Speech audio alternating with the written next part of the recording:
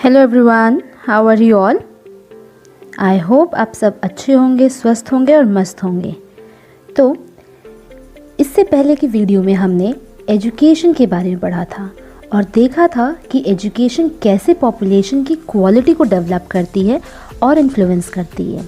और क्वालिटी का मतलब जब हम बात करते हैं तो उसमें सारे के सारे स्किल्ड होने चाहिए, एजुकेटेड होना चाहिए और हेल्दी होना चाहिए। ठीक है, तो क्वालिटी का मतलब ये है कि a person should be skilled, educated और healthy. So quality of population is influenced by two things and they are education and health. So what is the need of good health? Good health की need क्यों है? सो अगर हम बात करें तो एक फर्म जो है उसका मेन मोटिव होता है प्रॉफिट, मैक्सिमम प्रॉफिट का। आपको लगता है कि कोई भी फर्म या कोई भी इंडस्ट्री ऐसे लोगों को एम्प्लॉयमेंट देगी जो हमेशा बीमार रहता है, अनहेल्दी है, ठीक है, और हमेशा छुट्टी लेता रहता है? आपको लगता है कि ऐसा कोई फर्म या फिर ऐसी कोई इंडस्ट्री है जो ऐसे लोगों को रखना पसंद करेगी? नहीं। तो एक गुड हेल्थ बहुत ज़्यादा इम्पॉर्टेंट है। So what do you understand by the good health? So the health of a person help him to realize his or her potential and the quality or the ability to fight illness. He or she will not be able to maximize his or her output to overall growth of the organization. So अगर एक person healthy है तो अपने potential को बहुत ही अच्छे तरीके से यूज़ कर सकता है, और अगर वही person हेल्दी नहीं है, हमेशा बीमार रहता है, तो जो उसकी प्रोडक्टिविटी होगी वो भी अच्छी नहीं होगी, यानी कि जो ओवरऑल जो आउटपुट आने वाला है वो उतना ज़्यादा इफ़ेक्टिव नहीं होगा। Then is health is indispensable basis for realizing one's well-being. Henceforth, improvement in the health status of the population has been priority of the country. तो अगर हम बात करें, अगर एक पर्सन फिज़िकली और मेंटली दोनों ही स्टेट्स में हेल्दी है तो उसका जो प्रोडक्टिविटी होगा वो बहुत अच्छा होगा, जो प्रोडक्टिविटी और जो आउटपुट होगी वो बहुत अच्छी होगी। So improvement of the health status of the population has been the priority of the country. तो ये हमारी कंट्री की प्रायोरिटी बन जाती है कि पॉपुलेशन जो है उसका हेल्थ स्टेटस हमेशा सही रहे। Then next we have that what steps we have to take और what steps has to be taken to improve the health condition of our population.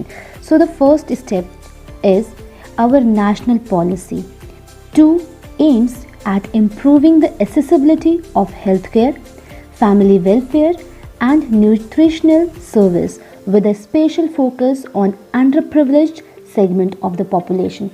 So accessibility of healthcare, it means लोगों की पहुंच में होना चाहिए, जो भी health care है वो लोगों की पहुंच तक हो, लोग आराम से वहाँ पे अपने ट्रीटमेंट के लिए जा सकें, उनको ज़्यादा प्रॉब्लम ना हो।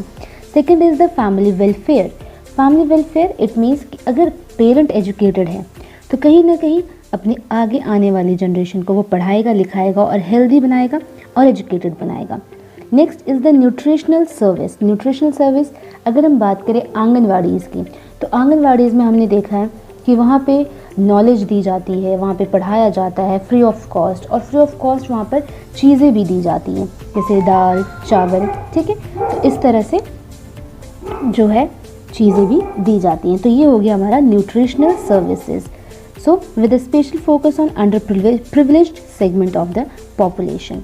Now after that next we have over the last 5 decades India has built a vast health infrastructure and has also developed the manpower required at primary, secondary and tertiary sector in the government as well as in the private sectors. So अगर हम बात करें कुछ 5 decades back की, तो India का जो health infrastructure है वो डेवलप्ड हुआ है, ठीक है।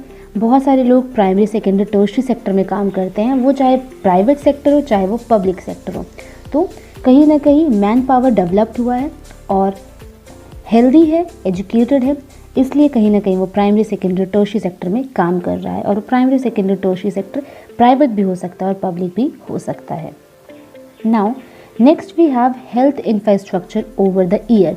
सो फ्रॉम 2013 टू 2017 अगर हम यहाँ पर sub centres, primary health care centres और primary health centres, community health centres की बात करें तो 2013 में कुछ 1,81,139 थे और अब जो है 2017 में 1,87,505 हैं।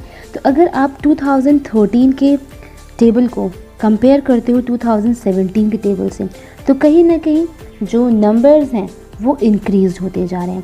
ओके, डिस्पेंसरी बढ़ी हैं, बेड्स बढ़े हैं, रजिस्टर्ड डॉक्टर्स भी बढ़े हैं और साथ ही साथ नर्सेज भी बढ़ी हैं, एएनएम्स भी बढ़ी हैं।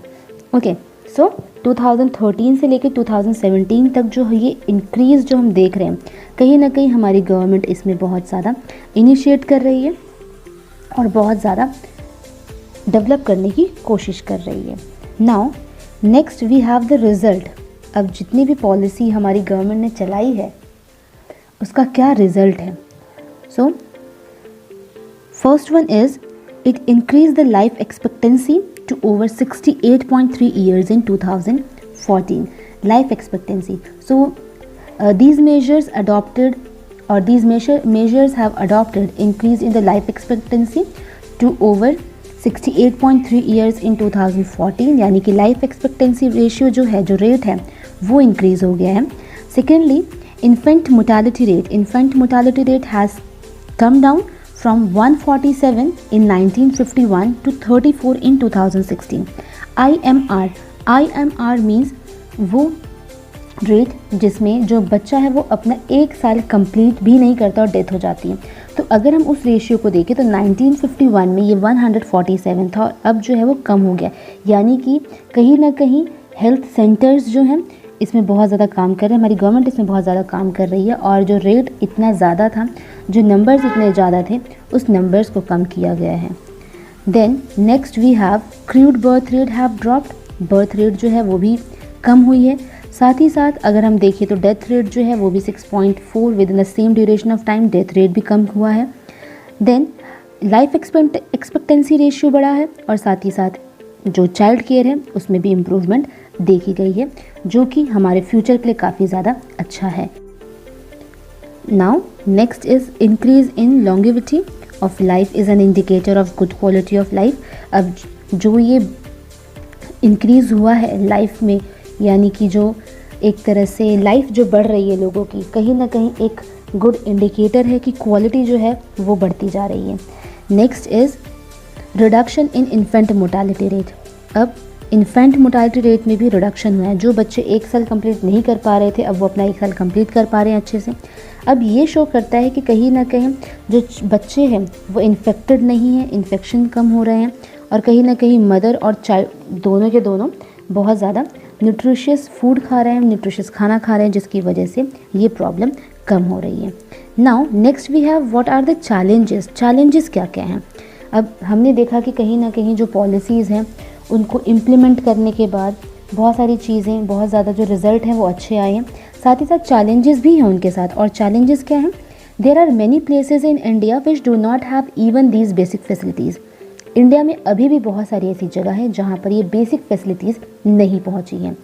Secondly there are only 381 medical colleges in the country and 301 dental colleges. अगर हम कॉलेजेस की बात करें तो हमारे पूरी कंट्री में सिर्फ 331 मेडिकल कॉलेज हैं और 301 डेंटल कॉलेज हैं। And just 4 states like Andhra Pradesh, Karnataka, Maharashtra and Tamil Nadu have the maximum number of colleges. तो ये 4 स्टेट्स ऐसे हैं जहाँ पर सबसे ज़्यादा मेडिकल कॉलेजेस हैं। तो ये एक बहुत बड़ा चैलेंज है कि सिर्फ इन 4 स्टेट्स में बहुत ज़्यादा नंबर में मेडिकल कॉलेजेस हैं। तो इन नंबर्स को हमें बढ़ाना है, हमारी गवर्नमेंट को इन नंबर्स को बढ़ाना है, जिससे कि जो कंट्री की जो हेल्थ है, जो लोग यहाँ पे रहते हैं उनकी हेल्थ अच्छी हो। तो ये एक बेसिक चैलेंजेस, कुछ ये चैलेंजेस हैं जो कि जिस पर हमारी गवर्नमेंट को काम करने की बहुत ज़्यादा ज़रूरत है।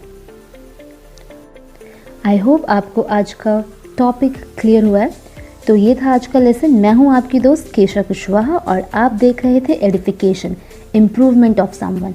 अगर आपका कोई भी क्वेश्चन है तो आप नीचे कमेंट बॉक्स में उसे पूछ सकते हैं।